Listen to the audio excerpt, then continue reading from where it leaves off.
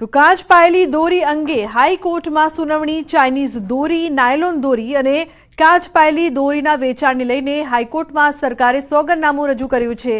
4 દિવસમાં કરેલી કાર્યવાહીનો રિપોર્ટ મૂક્યો છે। 4 દિવસમાં 609 એફઆઈઆર નોંધવામાં આવી છે। 612 લોકોની અટકાયત કરવામાં આવી છે। હાઈકોર્ટે આ પ્રશ્નને કાયમી પ્રશ્ન ગણાવ્યો। કોર્ટે નોંધ્યું કે આ પ્રતિબંધિત દોરીની સુનાવણી સપ્ટેમ્બર માસમાં થવી યોગ્ય છે। તેનાથી પ્રતિબંધિત દોરી પર યોગ્ય અમલીકરણ થઈ શકે। આગામી 3 દિવસ સુધી પણ આ જ પ્રકારના પ્રતિબંધિત દોરી પર અમલવારી ચાલુ રહેશે। તો સુરતમાં ઉત્તરાયણ પહેલા દોરીથી યુવકનું ગળું કપાયું। ઉધના દરવાજાથી પાંડેસરા જતા રોડ પર પતંગની દોરીથી યુવકનું ગળું કપાયું। માતા પુત્ર સાથે બાઇક પર જતી વખતે ઘટના બની। ઇજાગ્રસ્તને સારવાર અર્થે નવી સિવિલ ખસેડાયો।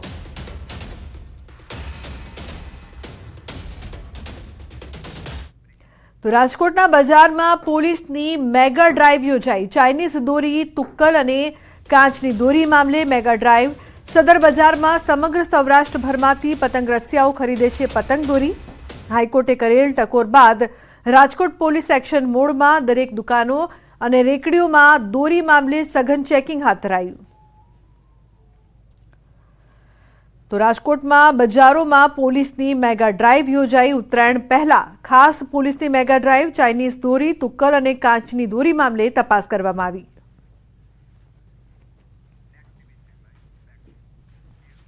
ઉત્તરાયણ નજીક આવતા જ લે લપેટ, લપેટ, કાપ્યો, કાપ્યોની બૂમો સંભળાઈ રહી છે। ધાબા પર લોકો એકબીજાની પતંગ કાપવાની રાહ જોઈ રહ્યા છે।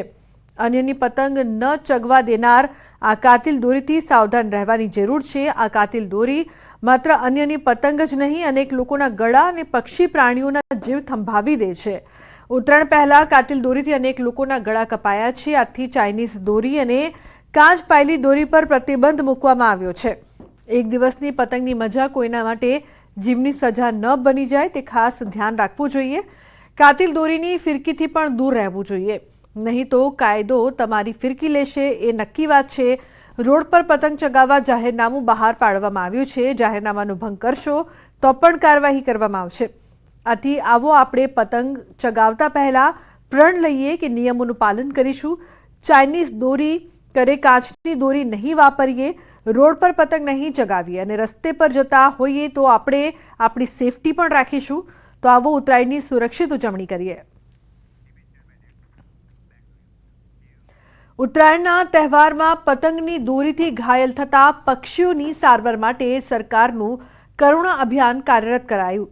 ભાવનગરમાં એનિમલ હેલ્પલાઇન હોસ્પિટલ દ્વારા દર વર્ષની જેમ આ વખતે પણ ઉત્તરાયણને ધ્યાનમાં રાખીને તારીખ 10 થી 20 જાન્યુઆરી સુધી રાજ્ય સરકારના અને હોસ્પિટલના એનજીઓ દ્વારા કરુણા અભિયાન હાથ ધરાયું છે, જેમાં પતંગની દોરીથી ઘાયલ થયેલા પક્ષીઓની સારવાર માટે કેમ્પનું આયોજન કરવામાં આવ્યું છે। આ અભિયાન માટે 70 થી વધુ જીવદયા પ્રેમીઓ સેવા બજાવશે।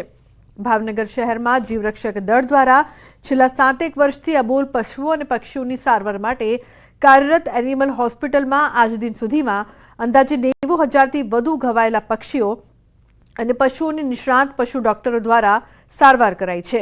ત્યારે હાલમાં જીવદયા ગ્રુપની 50 કાર્યકર્તાઓની ટીમ મકર સંક્રાંતિ પર્વને લઈને એલર્ટ મોડમાં છે। અમે છેલ્લા 11 વર્ષથી જીવદયા ક્ષેત્રે ભાવનગર શહેર અને આસપાસના એરિયામાં કામ કરી રહ્યા છીએ। 2 એમ્બ્યુલન્સ દ્વારા આપણે એક હેલ્પલાઇન નંબર ડિસ્પ્લે કરેલો છે 9157 109 109, જેના દ્વારા લોકો આની ઉપર કોલ કરતા હોય છે અને કોઈ પણ એનિમલ ટ્રીટ એનિમલનો કોઈ પણ આપણે સારવાર કરતા હોય સ્થળ ઉપર જઈ અને અહીંયા લાવીને પણ દર વર્ષે જે આપણે ઉત્તરાયણનો પર્વ 14 જાન્યુઆરીના રોજ આવે છે, એટલે આ પર્વના પહેલા અને પછીના દિવસોમાં સરકારશ્રી દ્વારા કરુણા અભિયાન ચલાવવામાં આવે છે। આ વખતે પણ કરુણા અભિયાન 2025 ચલાવવામાં આવ્યું છે, જેનો મુખ્ય ઉદ્દેશ છે જે પતંગની દોરીથી ઘાયલ થયેલા પક્ષીઓ હોય છે એમને સારવાર પૂરી પાડવાનો। આ કાર્યક્રમ આજથી જ આમ તો શરૂ થયો છે, જેમાં પશુપાલન ખાતાની દરેક અલગ અલગ તાલુકા ઉપર 15 જેવી ટીમ છે અને કુલ 45નો અમારો મેન પાવર સાથે કરુણા અભિયાન આજથી શરૂ કરેલ છે। અને પક્ષીઓ જે સારવારના સ્થળે લાવવામાં આવે છે એને ઇન્ટેન્સિવ સારવાર આપવામાં આવે છે અને મહત્તમ પક્ષીઓને બચાવવામાં આવે એવા ઉદ્દેશ સાથે આ કાર્યક્રમ હાથ ધરવામાં આવેલ છે।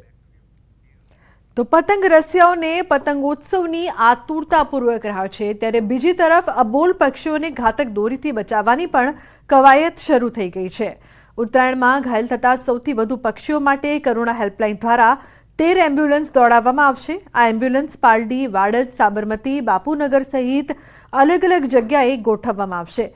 કરુણા હેલ્પલાઇન 1962 પર ફોન કરી જે પણ વ્યક્તિ જાણ કરશે તરત દોરીથી ઘાયલ થતા પક્ષીઓને સારવાર માટે એમ્બ્યુલન્સ પહોંચી જશે. સામાન્ય દિવસોમાં રાજ્યમાં 37 એમ્બ્યુલન્સ જ હોય છે, પણ ઉત્તરાયણને લઈને વધારાની 50 એમ્બ્યુલન્સ મળીને કુલ 87 જેટલી એમ્બ્યુલન્સ તૈનાત રહેશે.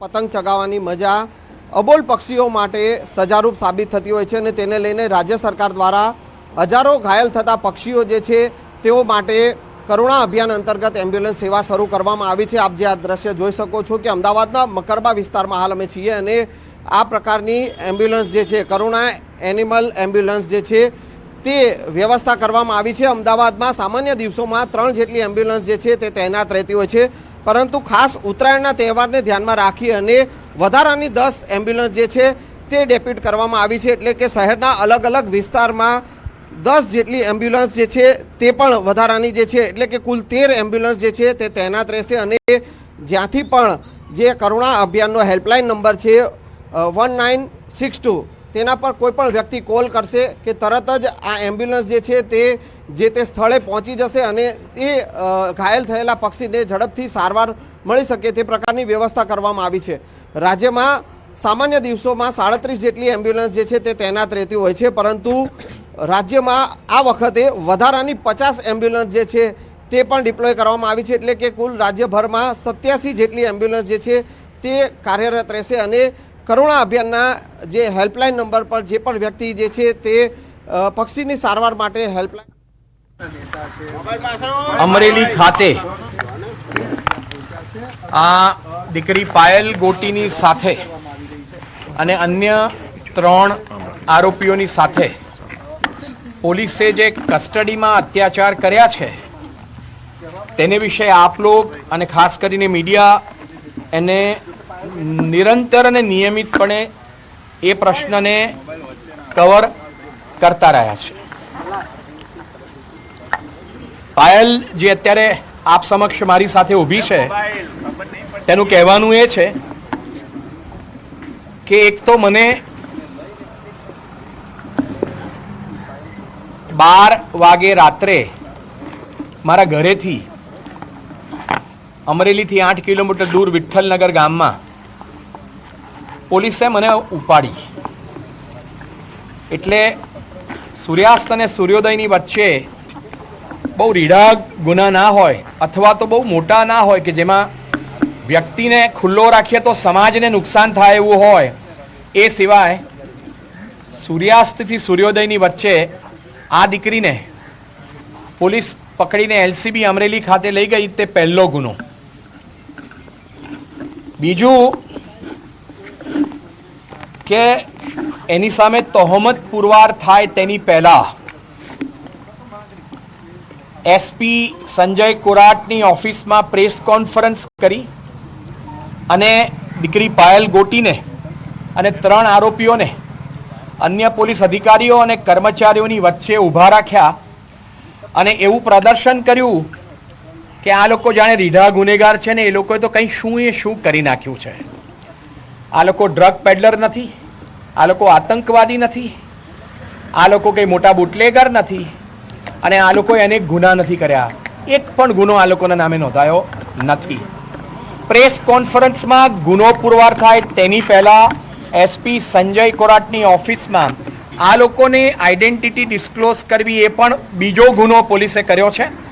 કારણ કે આ રીતે તહોમતદારોને ગુનો પુરવાર થાય તેની પહેલા લોક સમક્ષ, છાપા સમક્ષ અને મીડિયા સમક્ષ મૂકવા તે તેમની આબરૂ લૂંટવા સમૂહ છે. ત્યારબાદ કોર્ટમાં રજૂ કરાય તેની પહેલા પાયલ ગોટીને અને 3 આરોપીઓને અમરેલી શહેરમાં સરઘસ કાઢીને ફેરવ્યા.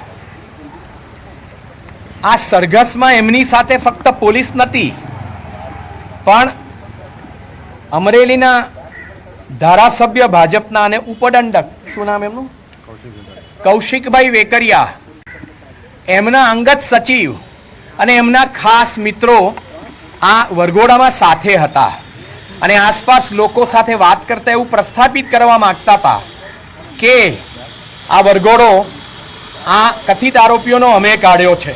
એનો અર્થ એ કે અમરેલીનો ધારાસભ્ય કૌશિક વેકરિયા એ ભલે પ્રત્યક્ષ રૂપે હાજર નહોતો પણ અપ્રત્યક્ષ રૂપે હાજર હતો અને પોલીસે ધારાસભ્ય દ્વારા પોતાનો ઉપયોગ કરાવડાવ્યો અને આ દેશની રક્ષકની જગ્યાએ પોલીસ ભાડુતી સૈનિક થઈ ગઈ.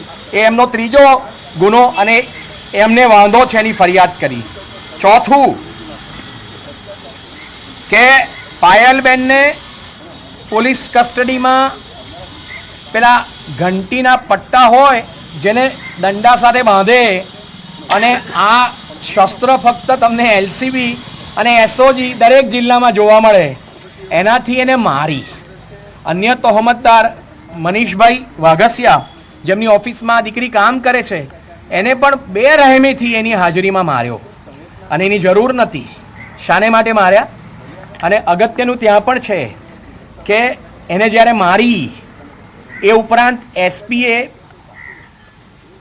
આ બહેન જે જગ્યાએ નોકરી કરે છે એ વ્યક્તિને બીજેપીનો પીઢ કાર્યકર છે તેને માર્યો ત્યારે પણ બીજેપીના ધારાસભ્યના બધા મિત્રો ત્યાં હાજર હતા.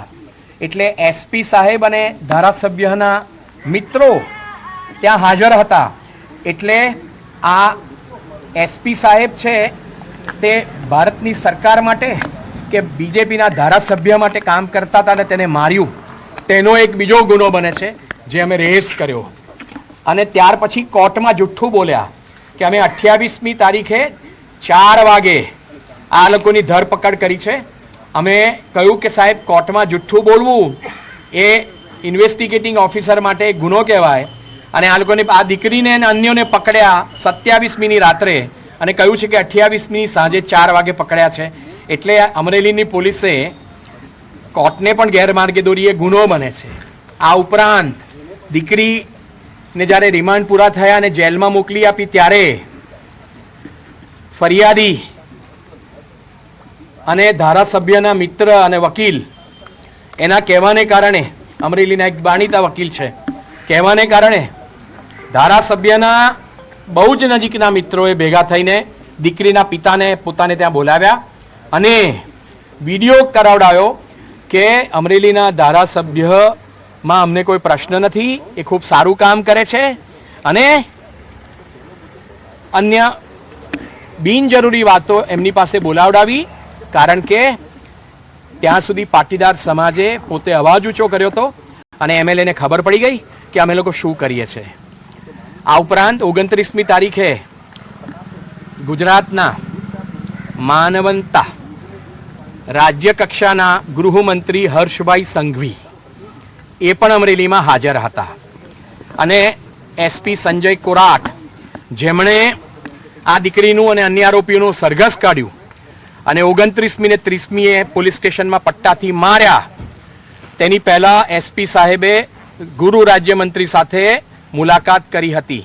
અમારા ફરિયાદમાં મેં લખ્યું છે કે ગૃહ રાજ્યમંત્રીની ક્લિપિંગ્સ પણ અમે મૂકી કે એમણે અનેક વખત કહ્યું છે કે દંડો ચલાવનાર આવડે તેને જ કહેવાય પોલીસ અને આરોપીને જે ભાષા આવડતી હોય તે ભાષામાં પોલીસે શીખવાડવું જોઈએ.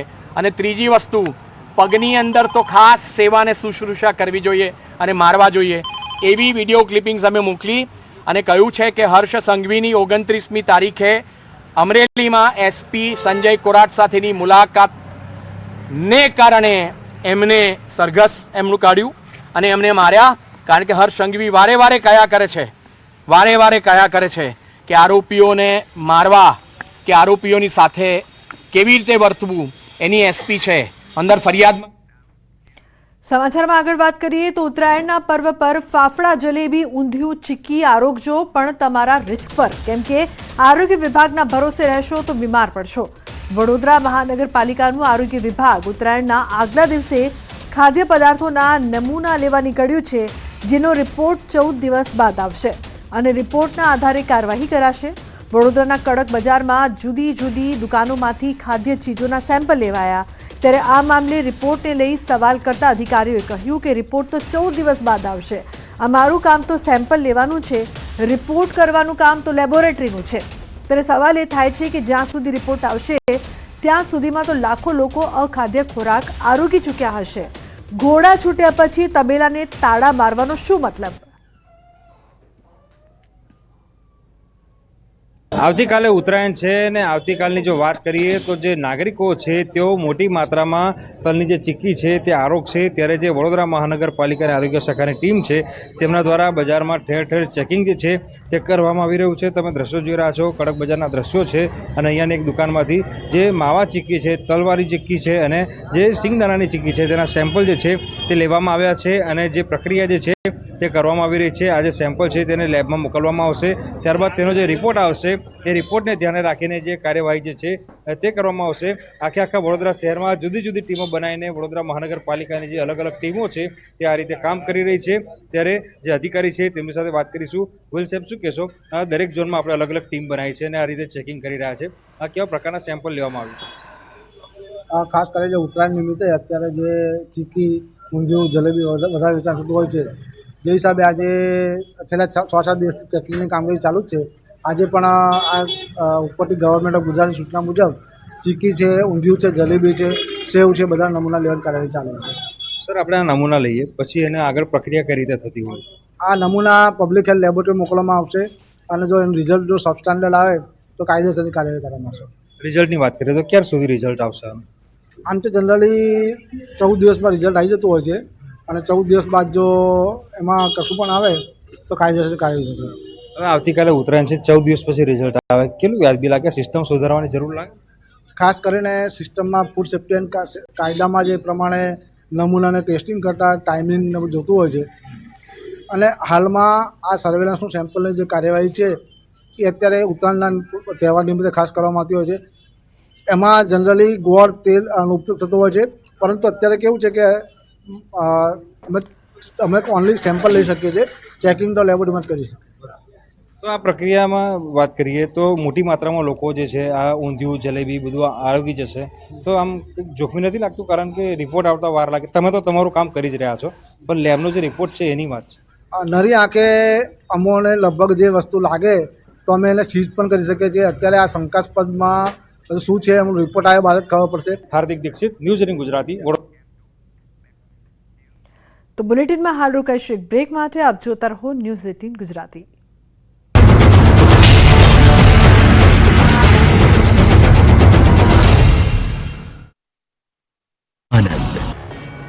બે દિવસથી બેટ દ્વારકામાં કંઈક આ રીતે દાદાનું બુલડોઝર ધણધણી રહ્યું છે. દબાણકર્તાઓના અંતે દિવસો ભરાઈ ગયા અને સરકારી જમીન પર ખડકી દેવાયેલા મકાનો પર તંત્રનો હથોડો ચાલ્યો.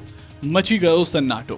બેટ દ્વારકામાં બીજે દિવસે પણ બાલાપર વિસ્તારમાં ડિમોલિશનની કામગીરી યથાવત રહી. અંદાજે 250 જેટલા આસામીઓને નોટિસો આપવામાં આવી છે. અત્યાર સુધીમાં 96 બાંધકામ તોડી પાડવામાં આવ્યા છે. હજુ પણ આગામી 2 દિવસ ડિમોલિશન યથાવત રહેશે. અંદાજે 9.5 કરોડની કિંમતની સરકારી જમીન પરના દબાણો દૂર કરવામાં આવ્યા. ડેપ્યુટી કલેક્ટર તેમજ જિલ્લા પોલીસ વડાની હાજરીમાં ચુસ્ત પોલીસ બંદોબસ્ત સાથે દબાણ દૂર કરવાની કામગીરી કરવામાં આવી. 16,500 સ્ક્વેર મીટર જમીન પર દબાણ દૂર કરવામાં આવ્યું હતું, જેમાં રેવન્યુ સર્વે નંબર 108 પરના સરકારી જમીન પરના દબાણો દૂર કરવામાં આવ્યા છે. ધાર્મિક તેમજ રહેણાંક કમર્શિયલ દબાણોનો કડસુલો બોલાવી દેવામાં આવ્યો છે. દાદાનું બુલડોઝર રાત દિવસ ફરતા દબાણકર્તાઓમાં ફફડાટ ફેલાયો છે. કુલ 262 દબાણો દૂર કરવામાં આવ્યા. દ્વારકા અને બેટ દ્વારકાના જુદા જુદા વિસ્તારોમાં કરાયેલા આ પ્રકારના દબાણ અંગે આશરે 450 જેટલા આસામીઓને નોટિસ ફટકારી અને પોતાના દબાણો સ્વૈચ્છિક રીતે હટાવવા જણાવ્યું. અને અંતે પોલીસ અધિક્ષક અને દ્વારકા પ્રાંત અધિકારી દ્વારા અહીં દબાણ હટાવવાની ઝુંબેશ શરૂ કરવા માટેના તખ્તો ઘડવામાં આવ્યો છે. 1 એસપી, 3 ડીવાયએસપી માર્ગદર્શનમાં 1000 જેટલા પોલીસ અને એસઆરપીના જવાનો બંદોબસ્તમાં છે. ડિમોલિશનના સ્થળને પોલીસે કોર્ડન કરી અને કાર્યવાહી ચાલુ રાખી છે, જેથી અહીંયા એક પણ ચકલું ફરકે નહીં તેવી સજ્જડ વ્યવસ્થા હાથ ધરવામાં આવી છે. ડ્રોન તેમજ બાઇક દ્વારા પોલીસ જવાનો સતત પેટ્રોલિંગ કરી રહ્યા છે. ડિમોલિશનના વધુ એક રાઉન્ડે દબાણ કરતા તત્વોમાં ભય સાથે દોડધામ પ્રસરાવી દીધી છે.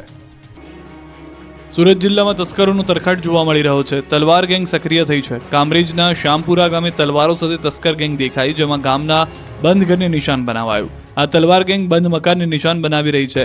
પરિવાર ફરવા માટે બહાર ગયો હતો ત્યારે તસ્કરોએ ઘરને નિશાન બનાવ્યું. તલવાર સાથે ગામમાં ફરતા તસ્કરો સીસીટીવીમાં કેદ થયા. ચોરી કરવા માટે તસ્કરો હવે તલવાર સાથે આવે છે. તલવાર સાથે તસ્કર ગેંગ દેખાતા ગ્રામજનોમાં ફફડાટ ફેલાયો. સમગ્ર ઘટનાની જાણ કામરેજ પોલીસને કરવામાં આવી. કામરેજ પોલીસે વધુ તપાસ હાથ ધરી. કેવડિયામાં નર્મદા ડેમના સરગ્રસ્ત યુવાનને જમીનની માંગ સાથે શોલે સ્ટાઇલમાં વિરોધ કર્યો. રાજપીપળા નજીક ગોરાપુલ વિસ્તારમાં ચોંકાવનારા દ્રશ્યો કેદ થયા. કેવડિયાના રહેવાસી ગણપત શંકરભાઈ તડવીએ પોતાની માંગણીઓ માટે હાઈ ટેન્શન લાઇન પર ચડીને અનોખો વિરોધ નોંધાવ્યો. નર્મદા ડેમ પ્રોજેક્ટમાં પોતાની જમીન ગુમાવનાર આ અસરગ્રસ્ત યુવાનની મુખ્ય માંગણી પૂરેપૂરું વળતર અને જમીનના બદલામાં જમીન મેળવવાની છે, જેનો કોઈ નિવેડો નહીં આવતા યુવાન ટાવર પર ચડી ગયો. મહારાષ્ટ્ર તરફ જતી સરદાર સરોવર ડેમની વીજળી વહન કરતી હાઈ ટેન્શન લાઇન પર ચડીને વિરોધ નોંધાવ્યો, જે અંગેની તંત્રને જાણ થતાં અધિકારીઓ દોડતા થયા. એસડીએમ, એકતાનગરના પોલીસ ઇન્સ્પેક્ટર અને એએસપી સહિતના અધિકારીઓ ઘટના સ્થળે દોડી આવ્યા. યુવાનને સમજાવવાનો પ્રયાસ કરી નીચે ઉતાર્યો. 2 કલાકની સમજાવટ બાદ નીચે ઉતર્યો. ગણપત તડવીને તેનું જમીન સંપાદનનું વળતર આપવાની બાંહેધરી આપતા નીચે ઉતર્યો. ગણપત તડવીને 90 થી 95 લાખ જમીનના બદલે મંજૂર કરાયા. ગણપત તડવીના પરિવારજનોનું સંમતિપત્રક મળતા તંત્ર વળતર ચૂકવશે. નર્મદા ડેમ અને એસયુમાં ગણપત તડવીની જમીન સંપાદિત થઈ હતી. મજુરા વિધાનસભા બેઠકના ધારાસભ્ય અને રાજ્ય ગૃહમંત્રી હર્ષ સંઘવીએ પોતાના વિધાનસભા વિસ્તારની અંદર આજે દક્ષિણ ગુજરાત ઉમિયા મહિલા મંડળના કાર્યક્રમમાં હાજરી આપી. આ કાર્યક્રમમાં મહિલાઓ સાથે સંવાદ કરતા તેઓને સ્વચ્છતામાં કેવી રીતે પોતાનું યોગદાન આપી શકે તે અંગે વાત કરી. સાથે જ રોડ પર માવો ખાઈને પિચકારી મારતા લોકોને સીધા દોર કરવા મહિલાઓને છૂટો થયો.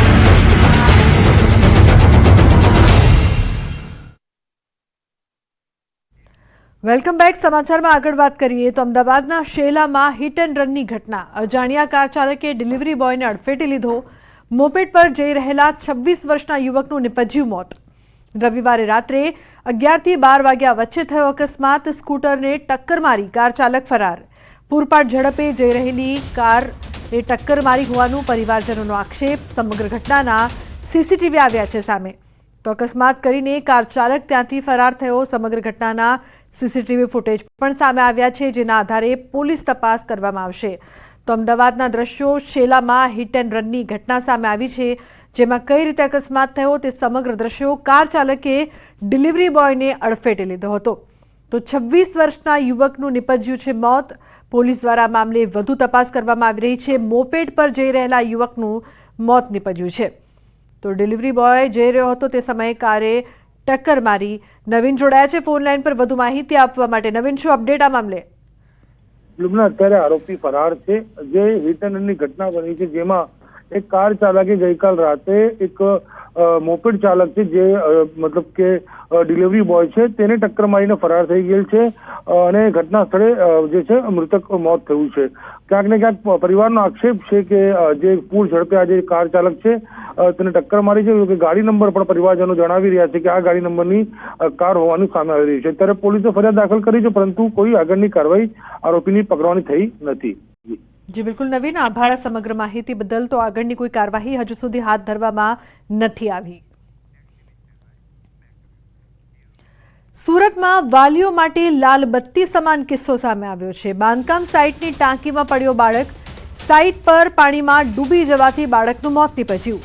ઉધના રેલવે યાર્ડમાં બનાવવામાં આવેલ અંડરગ્રાઉન્ડ પાણીના ટેન્ક પાસે બાળક રમી રહ્યો હતો. પરિવારે ઉધના રેલવે તંત્ર સામે બેદરકારીનો આરોપ લગાવ્યો છે.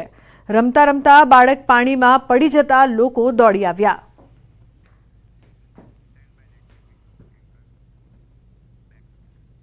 તો રાજકોટમાં કારખાનાની દિવાલ ધરાશાયી. એક વ્યક્તિને માથાના ભાગે ગંભીર ઈજા. લાતી પ્લોટ વિસ્તારમાં બની છે ઘટના. ઈજાગ્રસ્તને તાત્કાલિક હોસ્પિટલ ખસેડાયો. સ્થાનિક લોકો દ્વારા બચાવવાની કામગીરી હાથ ધરાઈ છે. લાતી પ્લોટ વિસ્તારમાં સમગ્ર ઘટના બની છે. ઉલ્લેખનીય છે કે ઈજાગ્રસ્તોને તાત્કાલિક હોસ્પિટલ ખસેડવામાં આવ્યા, જ્યાં તેમની સારવાર કરવામાં આવી રહી છે. કારખાનાની દિવાલ ધરાશાયી થઈ.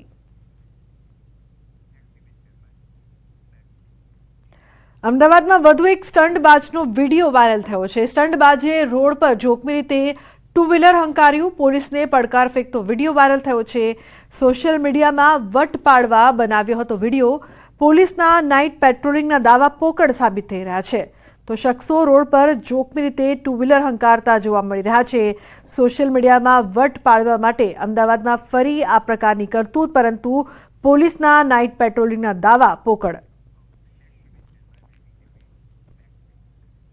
રાજકોટના જેતપુરમાં વીજ કરંટથી શ્રમિકનું મોત નીપજ્યું છે। ઈંટના ભઠ્ઠામાં કામ કરતા શ્રમિકનું મોત। સાઉન્ડ સિસ્ટમના સ્ટેરિયોની પિન કાઢતા ઘટના। મૃતકની બેનના 1 મહિના બાદ લગ્ન હતા। ઘરના કમાવનાર મોભીના મોતથી શોકનો માહોલ। મૃતદેહને પીએમ અર્થે ખસેડી પોલીસે વધુ તપાસ હાથ ધરી છે। તો મહત્વનું છે કે જે પ્રકારથી સમગ્ર ઘટના સામે આવી છે, શ્રમિકનું મોત નીપજ્યું છે। ઈંટના ભઠ્ઠામાં કામ કરતા શ્રમિકનું મોત નીપજ્યું।